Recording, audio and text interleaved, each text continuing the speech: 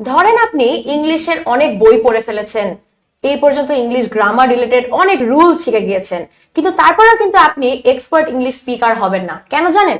কারণ আপনার রেগুলারলি এই ইংলিশটা নিয়ে কিন্তু চর্চা হয় না।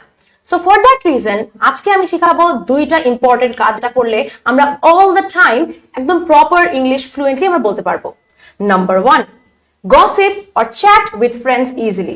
যাই আমরা করি না কেন ফ্রেন্ডদের সাথে গল্পের টাইমে, তখন আমরা চেষ্টা করব ইংলিশে একটু করতে। তখন কি হবে, শুধুমাত্র আপনার একার না, আপনার ফ্রেন্ডদেরও একই রকম ভাবে উপকার হবে।